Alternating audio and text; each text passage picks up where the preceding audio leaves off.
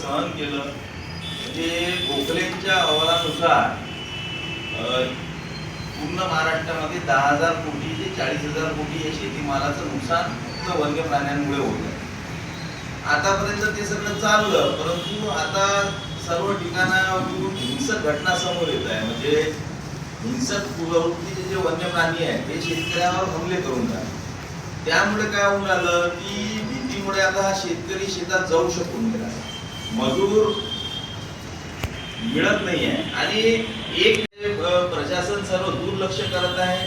आम्ही 5 जानेवारी पासून या आंदोलनाची सुरुवात केली होती. अकोटमधून तेल्हारा तालुक्याला आम्ही तिथं आंदोलन केलं, अकोट SDO कार्यालयावर आंदोलन केलं, कलेक्टरांकडे जाऊन सगळे विषय मांडले आणि त्यांनी आमची मीटिंग लावली. परंतु आमचे जे काही विषय आहेत हे जिल्ह्यापुरते मर्यादित नसून आणि हा प्रश्न अकोला किंवा विदर्भ मर्यादित नसून पूर्ण महाराष्ट्राचा प्रश्न आहे. म्हणजे आपण बघितलं अकोला जिल्ह्यामध्ये अकोट आणि तेल्हारा भागात या प्राण्यांचा खूप मोठ्या प्रमाणावर सुळसुळाट झालेला आहे. यवतमाळ भागातही तीच परिस्थिती आहे, वर्धा जिल्ह्यातही तीच परिस्थिती आहे, चंद्रपूर, वणी, पुण्यामध्ये शिराळामध्येही हीच परिस्थिती आहे. कुठंतरी थांबावं. आणि हे सगळं का सुरू झालं तर आधी हे प्राणी त्यांच्या वनक्षेत्रात होते, तिथं शेतकऱ्यांची शेती होती, त्याला लागून ती शेती कसत होती आणि तेच जे डुक्कर आणि हरिण हे जे त्यांचे खाद्य आहे हे ते तिथंच त्यांचं अन्नधान्याची नासाडी करत आणि ते प्राणी हिंसक प्राणी तिथंच थांबत. आता काय झालं, सरकारने ते लँड ॲक्विजिशन म्हणजे भूमी अधिग्रहण कायद्याअंतर्गत त्यांची सर्व जमिनी काढून घेतली आणि ती जमीन काढल्यामुळे तिथं आता वन्य क्षेत्र झाल्यामुळे तिथं आता गवत निर्माण झालं. मग ते धान्य खाणारे प्राणी आहेत म्हणजे हरिण झाला, डुक्कर झाली, नीलगाय, रोई हे सगळे खाली येत आहेत आणि हे खाली आल्यामुळे यांच्या मागे हिंसक प्राणी पण येत आहेत. यामुळे अशी परिस्थिती निर्माण झाली आहे की शेतकऱ्यांना शेती करणं कठीण झालेलं आहे आणि या वाघांच्या, बिबट्यांच्या हमल्यात आणि अस्वलांच्या हमल्यामध्ये अशी परिस्थिती आहे की ऍसिड अटॅक पेक्षाही भयानक हमला हे वन्य प्राणी करतात. म्हणजे ऍसिड अटॅक तर तुमचा चेहरा कुरूप करेल, परंतु हे कोणता भाग तोडून देतील याची काही शक्यता नाही. आणि एक व्यक्ती हा परिवाराचा पूर्ण त्याच्यावर जबाबदारी असते.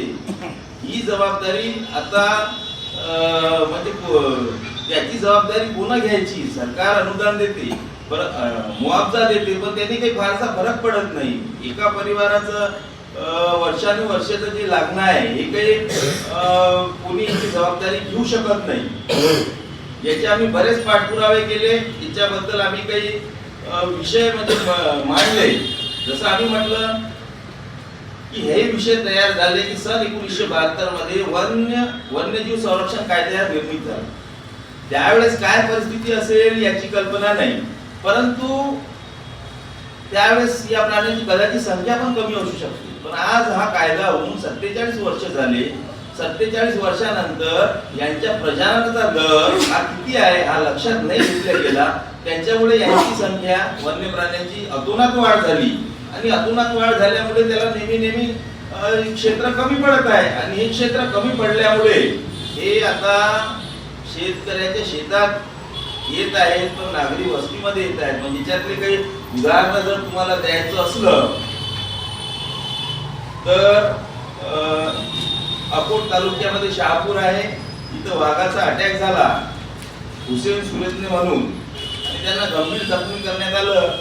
एक तिसरी जितापूरची महिला आहे सिंधुताई, तिच्यावर पण अटॅक झाला, परंतु गावातून काही लोक आल्यामुळे तिच्यात बचाव झाला. असे बरेचसे उदाहरणं ग्रामीण भागात आता रोज बघायला मिळत आहे. परंतु कुठेतरी जाऊन हे चक्र थांबावं. किती जमीन आता वन्य क्षेत्रासाठी आरक्षित करणार आहात हा एक प्रश्न आहे. दुसरा प्रश्न आहे की हे जे काही सर्व प्राणी आहेत हे नेमकी जबाबदारी कुणाची? म्हणजे वन्य विभाग आता हे प्राणी वन्य विभागाची जबाबदारी आहे, त्यांनी ते स्वीकारावी आणि त्यांच्या आरक्षित क्षेत्रात वन्य प्राण्यांना ठेवावे. त्यासाठी ज्या काही उपाययोजना लागतात त्या त्यांनी कराव्यात.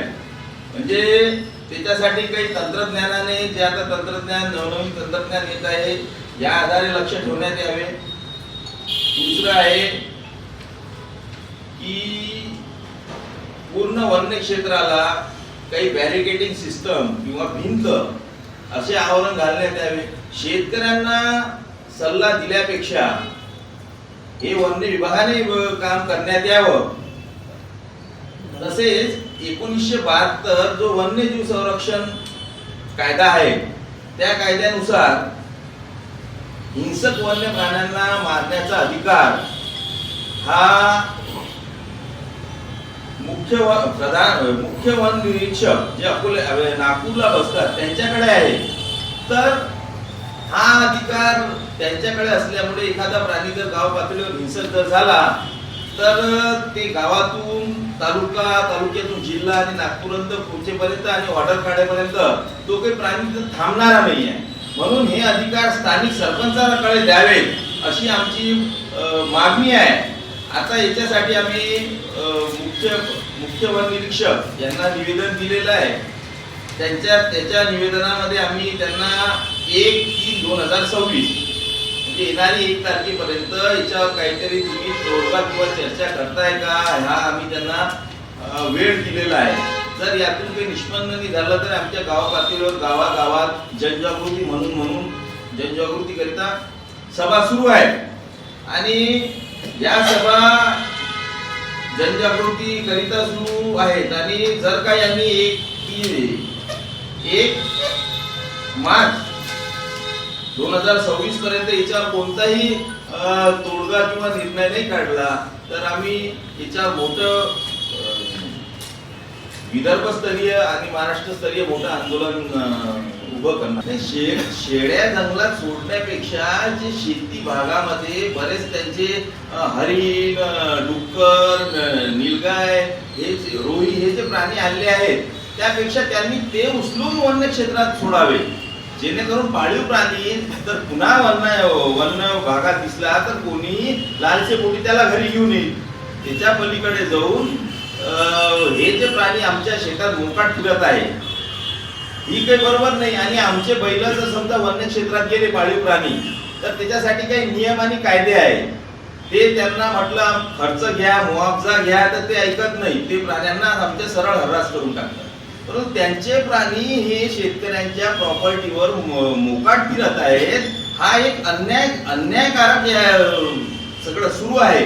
परंतु त्याच्याकडे दुर्दैवाने कोणाचं लक्ष नाही. म्हणजे 10,000 कोटी ते 40,000 कोटी नुकसान झाल्यावर जरी कोणी गंभीरतेनं घेत नसेल तर येणाऱ्या काळामध्ये अन्नधान्याचा जो तुटवडा निर्माण होण्याची ही वन्य प्राण्यामुळे शक्यता आहे.